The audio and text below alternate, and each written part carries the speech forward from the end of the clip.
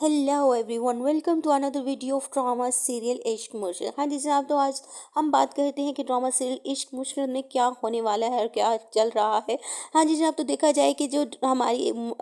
शिब्रा है उसके सामने सारी हकीकत जो है वो खुलकर सामने आ चुकी है। उसे मालूम हो चुका है कि फजल बख्श की हकीकत क्या है, फजल बख्श शामिर है, ये तमाम चीज़ें जो है वो उसके सामने आ चुकी हैं और उन दोनों के दरमियान बहुत ही ज़्यादा सेटलमेंट भी हो चुकी है, क्योंकि शिब्रा भी फजल बख्श को पसंद करने लगी थी। दिल ही दिल में उसकी मोहब्बत जो है वो फजल बख्श के लिए जाग रही थी, लेकिन वो उसके एहसानात को कैसे फरामोश कर सकती थी, ये हकीकत मालूम होने के बाद कि फजल बख्श जो है वो शामिर है। शिब्रा ने कुछ थोड़ा बहुत रेजिस्ट तो किया है, लेकिन उसके बाद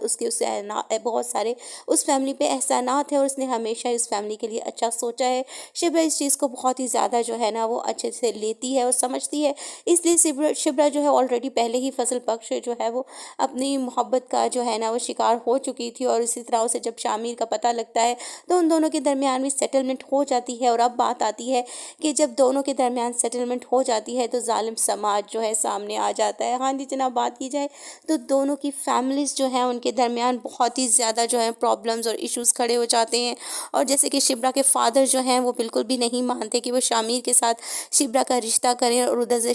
शामिर के फादर दाऊद बिल्कुल भी नहीं मानते कि वो जो है शिब्रा का रिश्ता जो है वो लें। अब उन दोनों के दरमियान, उन दोनों के लिए ये बहुत ही बड़ी जो है ना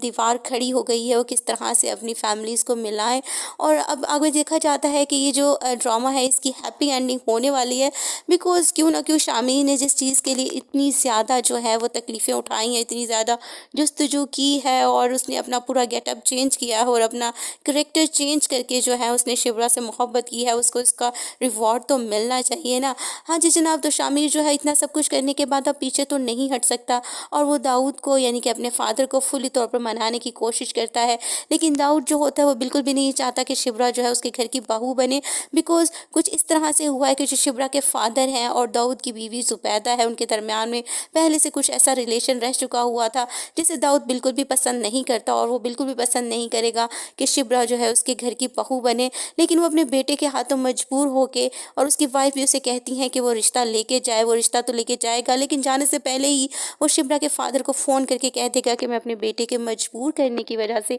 ये रिश्ता तो लेके आ रहा हूँ, लेकिन तुमने बहुत ही बाइज्जत तरीके से मुझे खुद ही जो है वो जवाब दे देना है और इस बात का मेरे बेटे को बिल्कुल भी पता ना लगे। और जो शिब्रा के फादर हैं इस चीज़ को बिल्कुल भी अच्छा नहीं समझते, और जब भी जैसे ही शामिर के फादर उनके घर रिश्ता लेके जाते हैं और शिब्रा के फादर जो हैं वो मना कर देते हैं, इस चीज़ को लेके शिब्रा और शामिर जो है बहुत ही ज़्यादा डिसअपॉइंट होते हैं। और वो शिब्रा जो है उसे कहती है कि भाई अगर तुम मुझसे वाकई मोहब्बत करते हो तो तुम्हें इस वक्त यहाँ से जाना होगा, और उस वक्त उसे जाने के लिए कह देती है और शामिर भी चुपचाप वहाँ से चला जाता है। लेकिन शिब्रा जो अपने फादर से ज़रूर पूछती है कि आपको इस चीज़ में क्या प्रॉब्लम है और आप इस तरह से क्यों करते हैं शामिर के साथ, आप उसके करेक्टर को एक्सेप्ट क्यों नहीं करते, क्या दाऊद का इसलिए दाऊद का बेटा जो है वो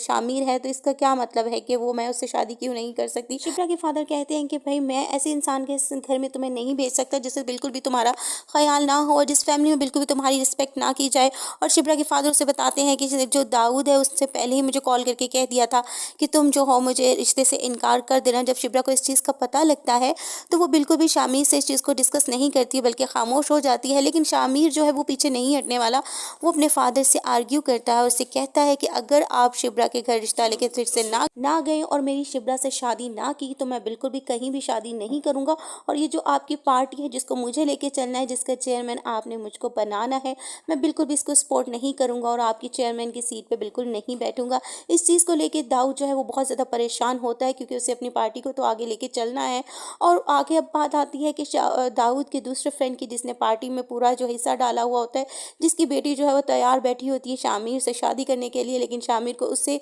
मना करना भी बहुत बड़ा मसला उसके सामने होता है। लेकिन शामिर उसको जो है बहुत ही ज़्यादा अच्छे तरीके से समझा लेता है कि because we are a best friend, हम हमेशा बेस्ट फ्रेंड रहे हैं और बेस्ट फ्रेंड रहेंगे, मैंने तुम्हें कभी भी इस नज़र से नहीं देखा है। और ऐसे वैसे करके वो थोड़ा बहुत रोती धोती है, उसके बाद जो है वो मान जाएगी, कहा जा सकता है कि शामिर उसको मना लेगा। अब बात आ जाती है दाऊद की कि वो किस तरह से मानेगा जब दाऊद को शामिर ये धमकी देगा कि मैं तुम्हारी पार्टी को सपोर्ट नहीं करूंगा और ना ही उनको आगे लेके चलूंगा। जो इस चीज़ को लेके जो है वो दाऊद भी जो है वो थोड़ा नम हो जाएगा क्योंकि उसे अपनी पार्टी तो सबसे ज़्यादा अजीज़ है, वो उसे ख़त्म तो नहीं कर सकता है। तो अब देखते हैं कि इस ड्रामा की एंडिंग क्या होती है। दाऊद दोबारा से रिश्ता लेके जाता है और शिप्रा के जो है फादर जो है वो रिश्ता एक्सेप्ट कर लेते हैं। ऐसा तो होगा ही बिकॉज हैप्पी एंडिंग के बहुत ज़्यादा करीब है ये ड्रामा भी बहुत ज़्यादा ज़बरदस्त चला है और बहुत ही ज़्यादा एपिसोड इसकी चल चुकी हैं, जिसमें थोड़ा बहुत पानी भी डाला जा चुका है डायरेक्टर की तरफ से, क्योंकि जब भी कोई ड्रामा बहुत ही अच्छा चलता है डायरेक्टर उसको लंबा ज़रूर खींचता है। और अब इसकी एंड की तरफ जो है वो ये ड्रामा